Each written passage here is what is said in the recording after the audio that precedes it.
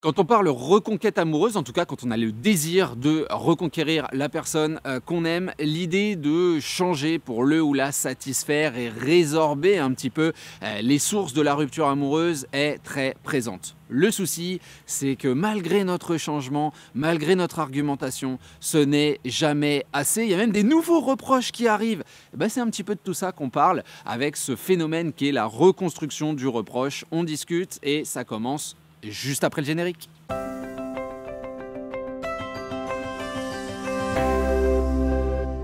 Salut à vous, c'est Jean-Baptiste de jbmarcy.com. Ravi de vous retrouver aujourd'hui pour continuer nos réflexions autour de votre reconquête amoureuse. Cette semaine, on s'intéresse de près à un phénomène qui va influencer votre manière de vivre et de mener votre reconquête amoureuse dès la naissance de la volonté même de reconstruire quelque chose avec votre ex. Pourquoi?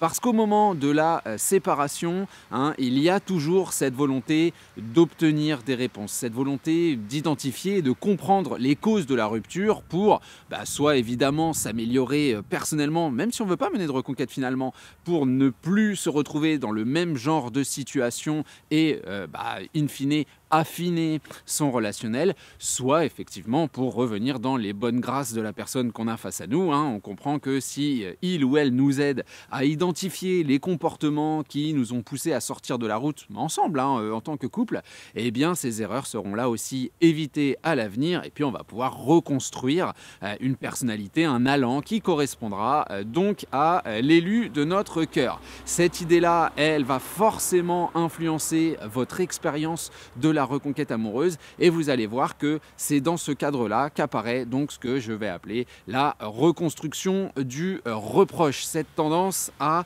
finalement un petit peu modifier ce qu'on vous a reproché pendant la relation. En tout cas, pour expliquer un petit peu cette idée-là, on va partager la vidéo comme toujours en plusieurs parties. Il y en aura deux aujourd'hui et on va se focaliser dès le départ sur la naissance de ce phénomène. Ce qui est très intéressant de mettre en relief, c'est effectivement la manière dont on va réfléchir, dont on va former notre intellectualisation, souvent notre verbalisation, mais aussi nos ressentis et nos ressentis psychologiques, j'ai envie de dire, après la rupture amoureuse. Il y a très clairement deux sources informationnelles majeures qui sont interrogées. Il nous arrive quelque chose qui est de l'ordre du cataclysme et quand on vit ce genre de traumatisme, on va directement se demander ce que nous, on a pu faire de mal. Donc on va aller sonder nos souvenirs, on va aller se questionner sur justement la réalité de ces derniers. Est-ce que là j'ai bien pris la mesure de ce qu'on m'avait dit? Est-ce qu'il n'y avait pas des signes? Est-ce que cette réaction ne voulait pas finalement dire que? Est-ce que moi là dans ces paramètres-là, à ce moment-là, est-ce que j'ai bien réagi? Est-ce que j'aurais pas dû ou pu faire autrement, etc. etc. Quelque chose de très lancinant, très culpabilisant, où on va aller véritablement fouiller sa mémoire et on va certainement identifier des problématiques à cet endroit-là. Et puis la deuxième source, ça va être le récit de la personne qu'on a face à nous, puisqu'au moment de la rupture, on va quand même lui demander écoute, pourquoi? Ou alors elle va venir et nous annoncer directement une espèce de liste de reproches. Alors là, ce qu'il faut quand même noter, c'est que c'est excessivement subjectif. Pourquoi? Parce que c'est quelqu'un d'autre qui vous juge avec son propre ressenti, avec sa propre façon d'interpréter les choses, sans connaître ce que vous avez dans la tête, dans le cœur, au moment de la rupture ou pendant les dites problématiques, les dits conflits. Et puis parce qu'au moment où on vient vous l'annoncer, on est déjà un peu pumped up, quand on est déjà dans cet état d'esprit où on sait qu'il va y avoir un clash. Quand on va annoncer la rupture à quelqu'un, c'est comme quand on rentre dans un entretien d'embauche ou je ne sais pas quel type de situation où on sait qu'il y a une forme d'opposition et où ça peut un petit peu partir en cacahuète parce qu'on va juger la personne qui est face à nous. En l'occurrence, l'entretien d'embauche, c'est plus le contraire.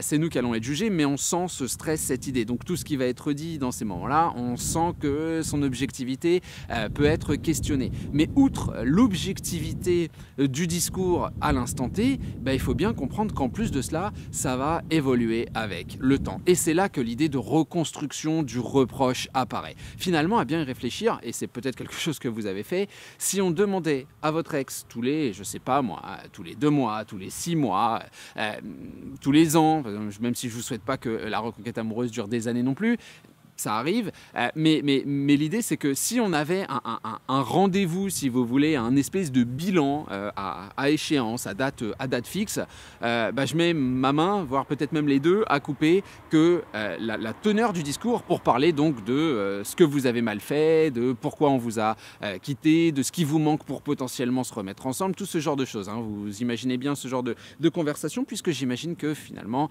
vous les avez soit eu, soit vous les avez encore. Donc ces espèces de petits bilans de compétences, si vous voulez, eh bien il est fort à parier que le résultat des courses, le discours de votre ex, change. Hein, et que certaines des choses qu'on vous reprochait, finalement, on est passé outre, c'était pas si grave. Et puis qu'il y a des nouveaux reproches qui apparaissent de nulle part. Et nous, on se dit, merde, celui-là, tu me l'avais pas dit quand on s'était quitté. Je savais pas que ça avait créé. Et là, on va voir que ça va avoir une influence parce que il y a aussi votre manière de réagir qui va être très, très, très présente, si vous voulez. Et ça, c'est quelque chose à tenir comment dire, à prendre en considération. Et c'est pas une volonté négative, néfaste de destruction de votre ex. Hein, très clairement face à vous, c'est surtout l'idée que l'environnement et puis les personnalités évoluent. Hein. On est dans une volonté de contraste au moment de la rupture amoureuse, donc on va embrasser ce contraste de la part de votre ex. Pour vous, il y a le fameux, il y a des tracteurs, j'ai 3 tracteurs qui sont passés au moment de lancer la vidéo, là j'en ai un 4e, c'est la folie aujourd'hui, alors que la neige est partie. Enfin bref, il est fort à parier que ce soit l'environnement, la manière dont on évolue, qui soit excessivement présent et qui modifie aussi le jugement, les paroles, etc. Votre ex, comme je vous le disais, la rupture amoureuse, c'est une volonté de contraste, donc au moment de vivre cette rupture, on s'est lancé dans des nouvelles expériences, de nouvelles rencontres, on a eu un parcours qui n'est plus celui qui était défini par le couple avec vous, donc forcément ça, je veux dire, votre ex, c'est un être humain, hein. Nous sommes le fruit de nos expériences. Vous également, vous avez changé, vous avez certainement évolué entre 2 discussions, en tout cas c'est tout le mal que je vous souhaite, et du coup vous jugez avec la même grille, c'est pas forcément pertinent, mais il faut quand même juger que la relation n'était plus satisfaisante, et c'est là qu'on voit des choses qui apparaissent. En tout cas, ce qui est très clair, c'est que ça arrive dans le cadre de discussions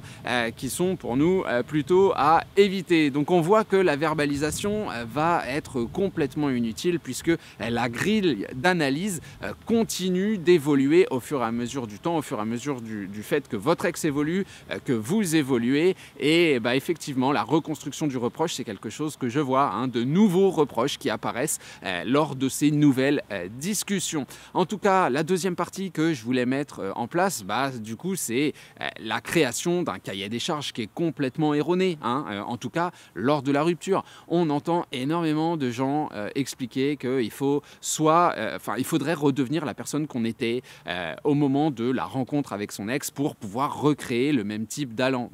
Non, hein, très clairement, ce serait un petit peu dommage parce que ça annihilerait tout ce que vous avez vécu avec la personne, toute votre amélioration et toute votre amélioration depuis la rupture amoureuse, très clairement. Maintenant, vous ne pouvez pas non plus devenir la personne que votre ex vous décrit, celle que vous auriez dû être, et qui est sans doute proche de celle que, et c'est pour ça que je donnais ça comme argument, qui était sans doute proche de celle que vous étiez au moment de la rencontre. Pourquoi ? Parce que, comme je vous l'ai dit, les critères évoluent tout le temps et ça entraînerait un focus incroyable pour vous sur ce qui me manque encore pour que mon ex me dise oui, pour que mon ex me dise non. Et reprenons dans l'argument que j'utilisais dans la partie précédente où vous auriez vos entretiens d'embauche avec votre ex, vos entretiens d'embauche, vos entretiens j'avais envie de dire annuel, mais ça va faire peur, mais vos entretiens réguliers pour que votre ex vous dise oui, il y avait ci, il y avait ça qui n'allait pas, etc. etc., etc.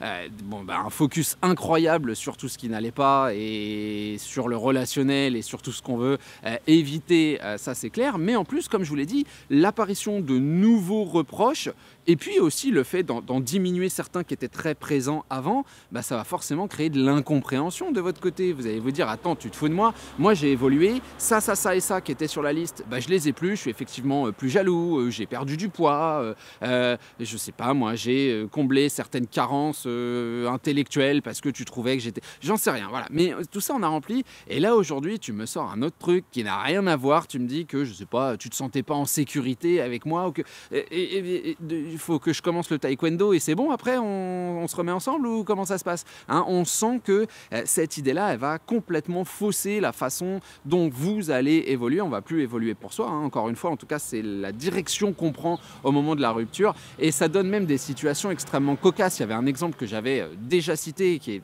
vieux, hein, c'est il y a des années, mais cette discussion-là, pour vous dire à quel point elle m'a choqué, parce que j'avais un coaché qui faisait ce genre de choses, qui est très souvent revenait dire à son ex, regarde, j'ai évolué, j'ai changé, il y a ci, il y a ça, on devrait se remettre ensemble, tu comprends, machin, etc., etc.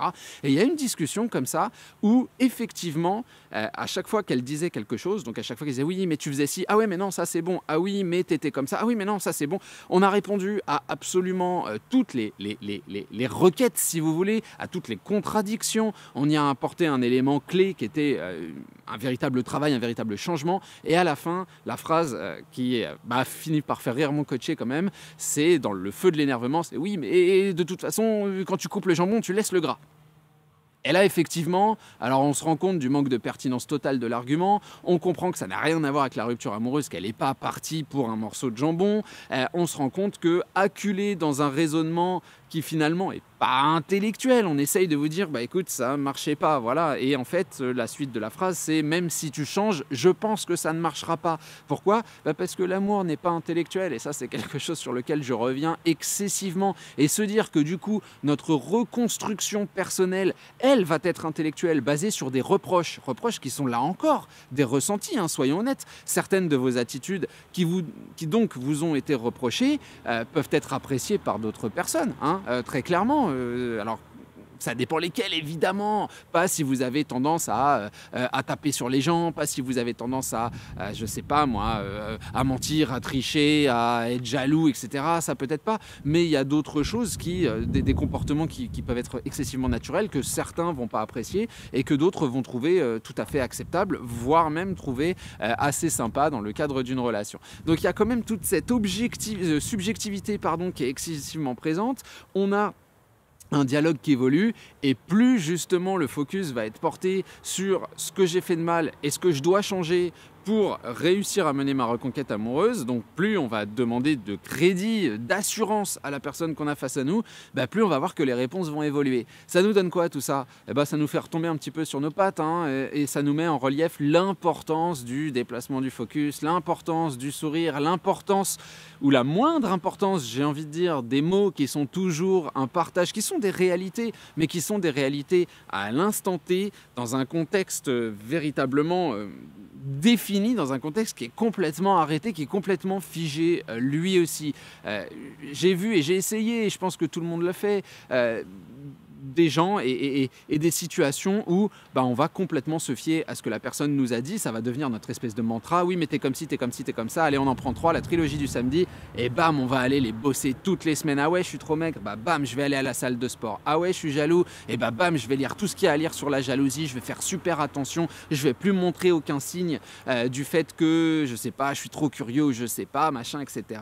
Et puis, je suis agressif. Et boum, je vais m'inscrire dans un cours de Télétubbies. Je sais pas si ça existe, mais on se comprend. Et je reviens, pas jaloux, doux comme un agneau, et bam, baraque de ouf. Et merde, vous allez voir que ça suffit pas. Pourquoi ? Parce que c'est tout ce que je vous ai expliqué. Parce que finalement, au cours de la discussion, on va vous dire que oui, non, mais il y avait ça, mais il y avait aussi autre chose qui machin, qui truc, qui bidule. On va recontextualiser la rupture et on va vous expliquer qu'en fin de compte, on va rien vous expliquer du tout. Ce qu'on va essayer de vous expliquer plutôt, c'est que c'est un sentiment qui partait en cacahuète. C'est que c'est pas nécessairement ces errements-là qui vous ont catégorisé définitivement comme mauvaise personne. C'est tout l'autour. Hein. Si véritablement vous aviez un défaut de construction, et que tout le reste faisait de vous, en tout cas selon votre ex, un personnage charmant, il y aurait sans doute eu une discussion autour du « ouais, tu sais, ça, je suis pas fan, faudrait peut-être qu'on trouve une solution pour ». Ça s'appelle la communication et c'est l'essence du couple. Non, il y avait quelque chose d'autre, il y avait un ressenti global qui fait que ça ne fonctionnait plus, et se dire que je vais simplement enlever de mon comportement tout ce que mon ex a décrit comme négatif, non, c'est pas ça une reconquête amoureuse. Les changements, il faut les faire pour vous, ce sera bien plus intéressant, bien plus impressionnant et bien plus utile pour votre reconstruction et in fine votre reconquête amoureuse. Voilà, j'espère que le contenu vous parle. Comme d'habitude, vous pouvez liker la vidéo, ça aide énormément pour le référencement sur YouTube, les abonnements également avec la petite cloche, et si vous voulez devenir VIP, vous le savez, vous pouvez rejoindre le canal qui vous permet de bénéficier bénéficier d'une vidéo par jour avec des sujets que vous pouvez modifier à travers soit des commentaires, soit des mails que vous m'envoyez et je réponds directement en vidéo à vos problématiques. Voilà, je vous abandonne là pour aujourd'hui. On se retrouve jeudi prochain pour une nouvelle réflexion. Salut à vous!